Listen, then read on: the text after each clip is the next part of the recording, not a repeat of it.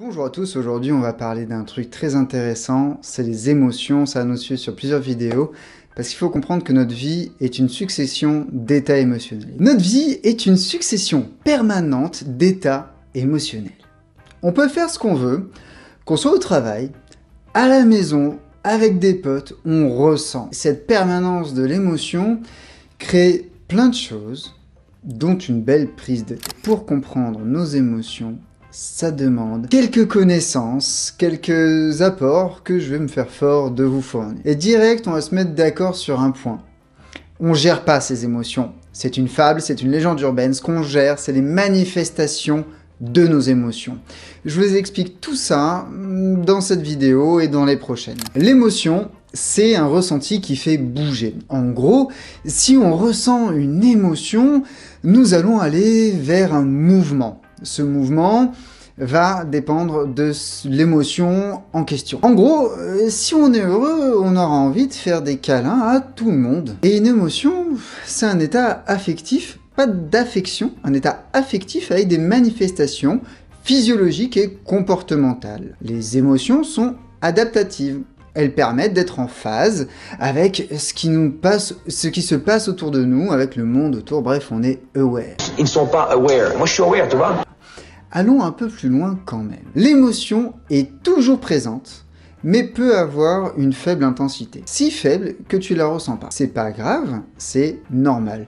Un peu comme tu as construit une certaine tolérance au piment dans la cuisine, dans la nourriture, tu peux construire une tolérance à certains niveaux, aux émotions et à certains niveaux d'intensité de ces émotions. Et il y a des niveaux en dessous desquels tu penses ne rien ressentir.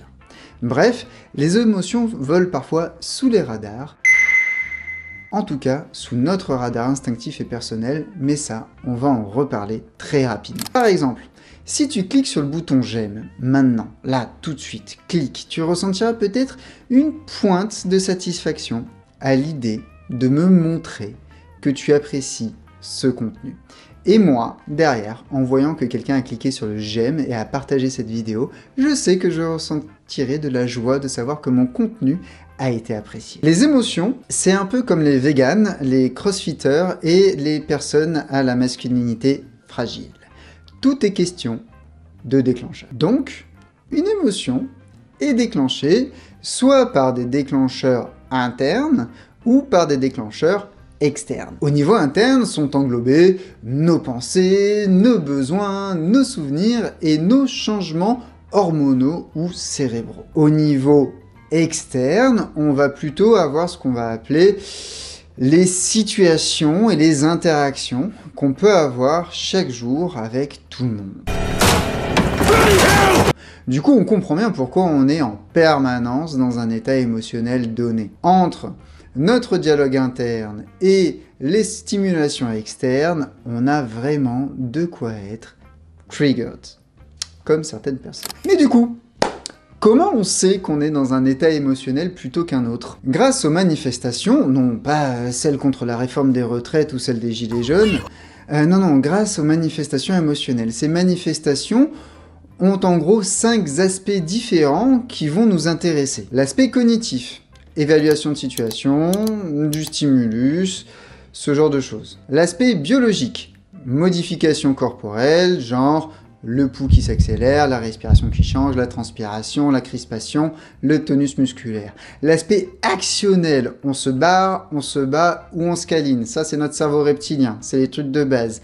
On a aussi l'aspect expressif. On sourit, on serre les dents. Et toute cette gamme de manifestations va nous permettre de parler de processus corporels. Et enfin, il y a l'aspect subjectif, c'est l'étiquette qu'on met sur l'expérience. J'ai la trouille, je suis tellement content de te voir, ou je suis tellement content d'être là, ou je suis tellement en colère de ce qui se passe, et ainsi de suite. Et du coup, avant de boucler ce rapide tour d'horizon des émotions, il faut comprendre qu'il y a 4 grandes familles d'émotions. Il y a les émotions antagonistes, la peur, la colère, le dégoût, l'envie. Elles sont pas là pour faire du lien, encore qu'on verra que c'est pas si simple. Elles sont là parce qu'il se passe un truc contre lequel nous sommes en opposition. Du coup, une de ces émotions va s'activer et va nous faire agir pour sortir de cette opposition d'une manière ou d'une autre. Il y a aussi les émotions qu'on appelle de résignation, la culpabilité, la peur, la tristesse et la honte. Les émotions de résignation, culpabilité, peur, honte et tristesse peuvent avoir des conséquences négatives sur les individus, mais paradoxalement, elles aident à renforcer les liens au sein d'un groupe. Les émotions d'accomplissement, c'est la troisième famille, fierté, exaltation, joie, satisfaction. Ces émotions-là, elles sont très intéressantes aussi parce qu'elles peuvent être générées en individuel ou en collectif. Donc un groupe ou une personne peut vivre ça. Et ce sont de puissants vecteurs d'identité et de cohésion. Les dernières, c'est les émotions que j'aime bien, moi, ça s'appelle les émotions d'approche. Le soulagement, l'espoir, l'intérêt et la surprise. Ces quatre émotions-là, soulagement, espoir, intérêt, surprise, ce sont les émotions d'approche. Ces émotions sont ressenties lorsqu'on est attentif, en phase d'exploration. On est genre ouvert, encore une fois on est aware. Ils ne sont pas aware. Moi je suis aware, tu vois. Et elles permettent la clarification et redonnent de l'énergie. On va voir dans les vidéos suivantes chaque famille des émotions et quelles sont leurs implications pratiques. Et si vous êtes abonné à ma newsletter, vous recevrez chaque semaine des outils spécifiques pour certaines de ces émotions. Le lien d'inscription est évidemment en description de cette vidéo.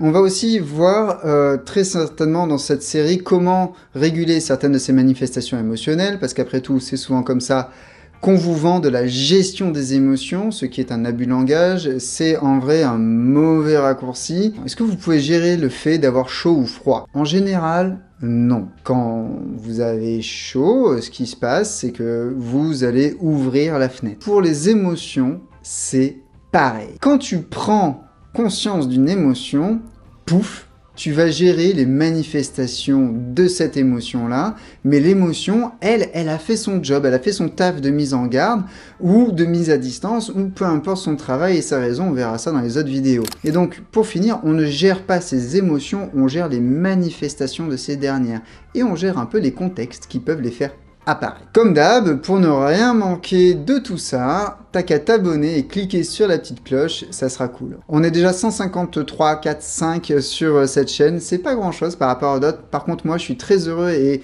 reconnaissant à chacune de ces personnes qui prend le temps de suivre mes vidéos, de partager avec moi l'intérêt que j'ai sur le développement personnel sans bullshit et sans imprécision. Si vous aimez ce que vous voyez, comme d'habitude, partagez-le partout, à tout le monde. Et comme d'habitude, n'oubliez pas de partager ça sur tous les réseaux sociaux de votre choix et de commenter si vous avez une quelconque question. Allez, bisous!